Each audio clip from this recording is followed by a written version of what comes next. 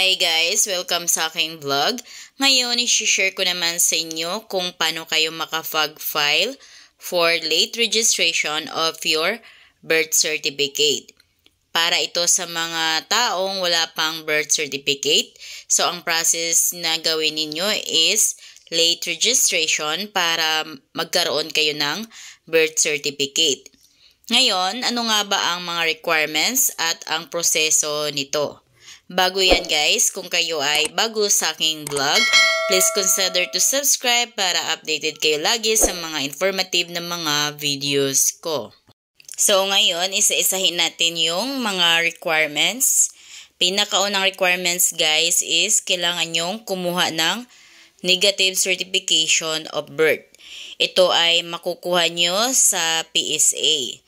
So, pumunta lamang kayo sa pinakamalapit na PSA branch sa inyo.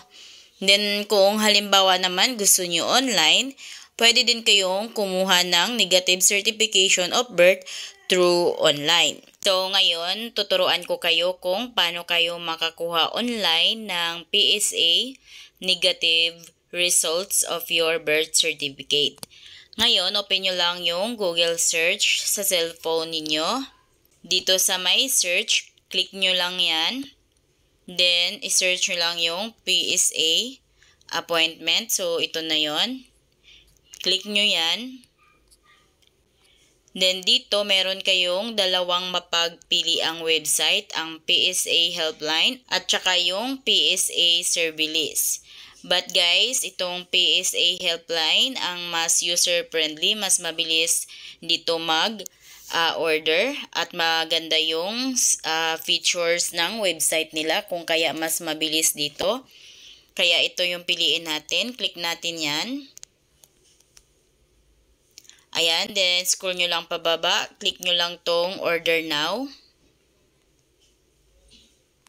Dito naman, piliin nyo yung birth dahil birth certificate yung kunin nating negative results.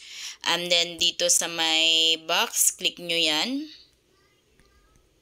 Then, pag may check na, click nyo na itong continue. Then, kung itong birth certificate na negative results, para ba kanino? Para ba sa inyo or para sa kamag-anak nyo or sa magulang nyo, kapatid o kung ano paman. So, piliin nyo kung kanino. Halimbawa sa anak ninyo, so click nyo itong for someone else. Then, halimbawa sa anak, so my daughter. Sa anak nyong babae. Ayan. Then, scroll nyo pababa, click continue. Dito pala guys, para sa kompletong tutorial kung paano kayo makakuha ng PSA negative results of your birth certificate online, i-search nyo lang sa YouTube, PSA negative results, Jub's vlog. Lalabas na dyan guys yung mga tutorial ko kung paano kayo makakuha ng PSA negative results. And then guys, binukod ko talaga yung tutorial na yon dahil step by step tutorial yon kung paano kayo makakuha ng PSA negative results dahil mahaba ang tutorial na iyon. So, ibang tutorial ito. Itong tutorial na ito is para naman kung paano kayo magpa-late registered. Next requirements is pumili lamang kayo ng kahit dalawang requirements na nandito. Basta mayroong petsa at lugar ng kapanganakan ninyo.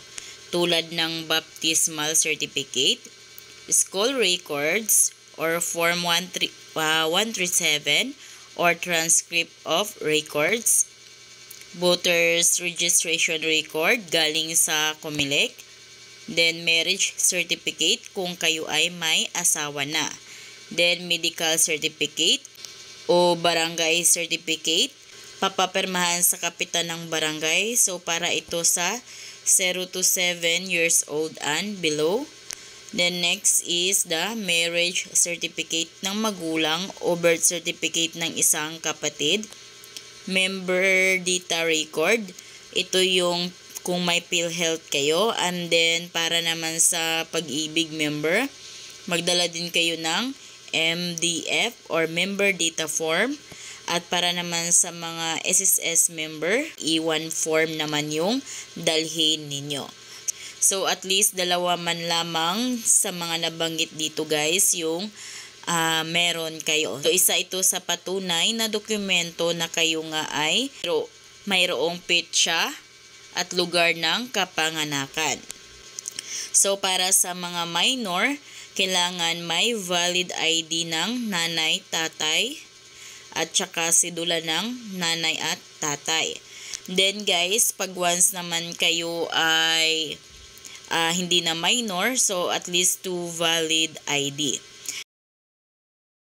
Then take note na bawat local registrar is iba-iba yung mga requirements na hinahanap. So kung ano yung mga requirements or dokumento na meron kayo, so dalhin nyo na para kumpleto kayo pag submit nyo sa local registrar. So saan kayo pwedeng makapag-file ng late registration of birth? The late registration must be filed at the office of the civil registrar of the place where the person was born. Pwede lamang kayo makapag-file ng late registration sa mismong civil registrar of the place where the person was born. So, hindi pwedeng kahit saang civil registrar kayo mag-process na inyong late registration. Pwede lamang kayo makapag-file nito sa mismong kung saan kayo pinanganak. Sa city or sa mismong lugar kung saan kayo pinanganak. Halimbawa sa Antipolo City kayo pinanganak.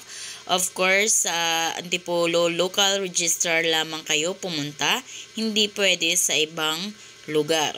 Naman na kompleto na yung requirements ninyo, pwede na kayong pumunta sa local registrar. Next is bring all the requirements needed. Then wait for the civil registrar to check all your requirements. Isa-isahin nila yung mga requirements ninyo guys, and then pag once naman na may kulang, is sasabihin naman nila sa inyo or kung ano pang hahanapin nila sa inyo, kung kaya dalhin nyo na yung kung ano mang meron kayo na mga katibayan ninyo ng mga documents, so dalhin nyo na. And next is wait for the civil registrar to give further instructions.